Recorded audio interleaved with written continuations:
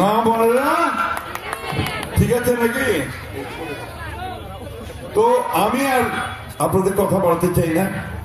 আমরা বিএনপি সবসময় আমরা কাজে বিশ্বাস করি, আমরা কর্মে বিশ্বাস করি, আমরা সমালোচনায় বিশ্বাস করি না। আজকে একটা দল আপনাদের সামনে আসছে, নিশ্চয়ই আসছে, আপনারা চিনে না। এদেরকে আমরা আগে কখনো দেখি নাই, আমাদের সঙ্গেই থাকছে, আমরা একসাথে ছিলাম, আমাদের সঙ্গে থাকছে, আমরা ঠিক জানতাম না যে কি এখন আসছে যে তারা নির্বাচন করবে। ভালো কথা, যে কেউ রাজনীতি করতে পারে।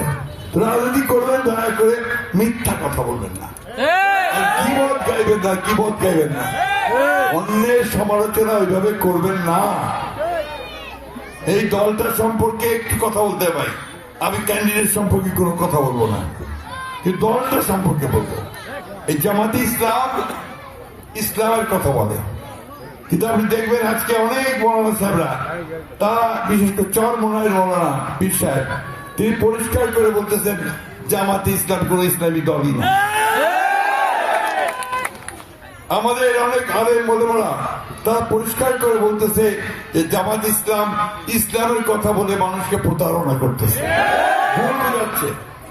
আমাদের একেবারে সাধারণ মহিলাদেরকে, মা বোনদেরকে ভুল বুঝাচ্ছে যে দাঁড়িপাল্লা ভোট দিলে নাকি আপনার জান্নাত পাই যাবে। কারণ এটা কোনো মুসলমান বিশ্বাস করবে না। মুসলমান বিশ্বাস করে যে তার আমলের উপরে নির্ভর করে আল্লাহ তাকে বেহেশতে দেবেন কি আল্লাহ নির্ধারণ করে, ঠিক তো? আরো কথা আছে, কয়েকদিন ধরে এই টেলিভিশনটা, মোবাইলটা অনেক কথা হচ্ছে। তার মধ্যে একটা কথা আসছে যে তিনি মহিলাদেরকে, ওনাদের যে আমির সাহেব, তিনি নাকি মহিলাদেরকে খুব অশ্লীল ভাষায় গালিগালাজ করছে। দেখছেন আপনারা? কি দেখছেন? এখন যে দলের দল বা দলের নেতা, এটা আমি বলতেছি নাকি, পত্র পত্রিকায় আসছে, সোশ্যাল মিডিয়াতে আসছে, এইভাবে আমাদের অর্ধেক যে মানুষ, আমার মা বোন, আল্লাহ তাআলা বলছে যে মায়ের পায়ের তলে বেহেশত, সেই মা বোনদেরকে যদি আমরা ইজ্জত করতে না পারি, সম্মান করতে না পারি, তার সম্পর্কে যদি কটু কথা বলতে পারি, তাহলে কি আমরা কোনদিন বেহেশতে যেতে পারবো? আমরা কি ভালো কাজ করতে পারবো? তাই বন্ধুগণ, বক্তব্য বাড়াবো না। আপনারা এখন সবাই বুদ্ধিমান, আমাদের ছেলে পেলেরা সব বিএ এমএ পাস করেছে, আছে, সব লেখাপড়া জানে, মেয়েরা তারও বেশি।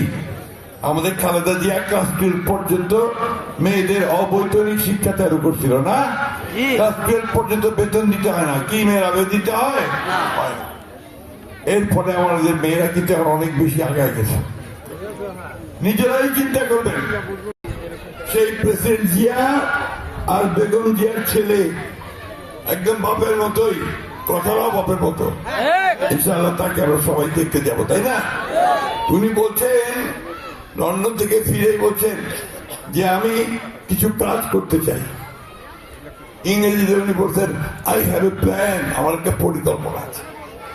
সেই পরিকল্পনার মধ্যে প্রথম উনি বলছেন আমার মায়েদের কথা। বলছে আমার মায়েদের হাতে, প্রত্যেকের হাতে আমি একটা ফ্যামিলি কার্ড তুলে দিতে চাই।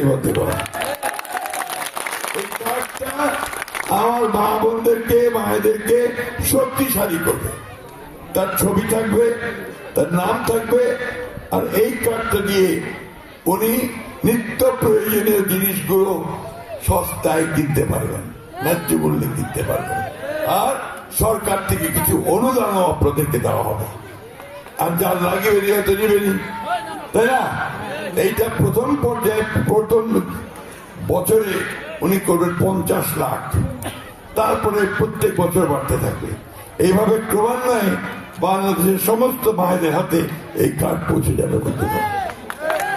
এইটাতে উনি স্বাস্থ্য সেবা পাবেন, হাসপাতালে গেলে চিকিৎসা পাবেন, বাচ্চা চিকিৎসা পাবেন, স্কুলে সুবিধা পাবেন, অগ্রাধিকার পাবেন। তো এইটা হচ্ছে মায়েদেরকে শক্তিশালী করা। সারা বাড়ির লোকটাও কিন্তু আপনাদেরকে বুঝিবে, যারা দেখে কার আছে, ঠিক না? এটা একটা বড় শক্তি। আর আমাদের কৃষক ভাইদের জন্য আমরা তো শতকরা 99 লোক কৃষক নাকি, সবাই তো কৃষিকাজই করি। এখানে আমাদের ঠাকুরের অন্য কিছু করতে পারি না, কৃষি। তুমি যে আমার কৃষক ভাইদেরকে আমি একটা করে কার্ড দিব, ওটার নাম কৃষক কার্ড। এই কার্ড দিয়ে সেই ন্যায্য মূল্যের সার, বীজ আর পানি পাবে। সারটা নিয়ে একটু ঝামেলা হয়েছে না, ঠিক মতো পান নাই, দাম বেশি হয়েছে, ঠিক তো? এই সরকারটা হলে আমরা এটা করতে চাই না। আমরা যেন সারের কোনো সমস্যা না হয়, বীজের কোনো সমস্যা না হয়, সেটা করতে চাই। সেই জন্য আমরা এই কৃষক কার্ড দেব। আরো সুখবর আছে, এটা আমার কৃষক ভাইদের জন্য। আমরা তো কৃষি করতে গেলে সে লোন নেই, ধান নেই না, ধান ব্যাংক থেকে কৃষি নেই তো, নাকি নেন না? তো ওখানে আমাদের যখন সুদ বাড়ে তখন দেওয়াটা কঠিন হয়, অনেক সময় আমরা শোধ করতে পারি না, তখন সার্টিফিকেট মামলা হয়, ঠিক তো? তো আমরা উনি বলছেন, তারেক সাহেব বলছেন যে এইটা আমি 10,000 টাকা পর্যন্ত যারা লোন নিয়েছে তাদের সুদ সহ মাফ করে দেব। আরেকবার আমরা করছিলাম, আমি যখন কৃষি প্রতিমন্ত্রী ছিলাম তখন ম্যাডামকে দিয়ে আমি কাজটা করে নিয়েছিলাম। 5,000 টাকার কৃষি ঋণ সুদ সহ মাফ করে দেওয়া হয়েছিল। ফর্ম আছে, আর 25 বিঘা পর্যন্ত জমির খাজনা মাফ করে দিয়েছিল। মনে আছে আপনাদের? এগুলো মনে রাখিবা হবে ভাই, তাই না? কারণ গভর্নমেন্ট কোনটা কি কাজ করতেছে এটা তো আপনারাই বিচার করবেন। কৃষকের জন্য কে কাজ করে সে আপনি বিচার করেন। আমাদের জন্য একটা ভালো খবর আছে, আমাদের মায়েরা সংসার ঠিক মতো চলার জন্য ওনারা এনজিওদের কাছ থেকে লোন নেয়, কিস্তিতে নেন না? সত্যি কামা করবে নেয়, কিস্তিটা ঠিক মতো শোধ অনেক সময় করা যায় না, ঠিক না? তখন আরেকটা এনজিওর কাছ থেকে লোন নেন, ওই ক্রমান্বয়ে সব বাড়িতে থাকে। এইটা উনি বলছেন যে 1 বছরের এই লোন উনি কিস্তি সহ মাফ করে দেওয়ার ব্যবস্থা করবেন। ওই টাকা নিয়ে তাহলে কেউ তো বাকি থাকলো না। আমার মা বোনেরাও হলো, কৃষক ভাইদের হলো। এখন আমার ছেলেরা বলবে আমরা যে বেকার বসে আছি, কোনো কাজ কাম নাই, এদের জন্য সরকার কি করবে?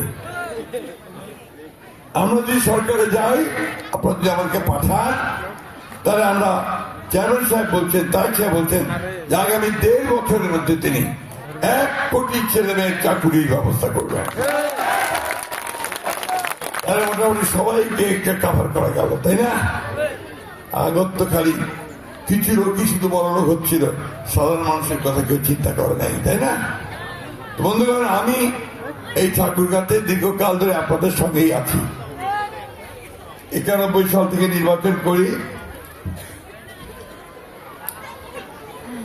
91 সাল থেকে নির্বাচন করি, হারি জিতে আপনাদের সঙ্গেই আছি, তাই না? কয়েকবার হারিছি, কয়েকবার জিতেছি, ঠিক তো?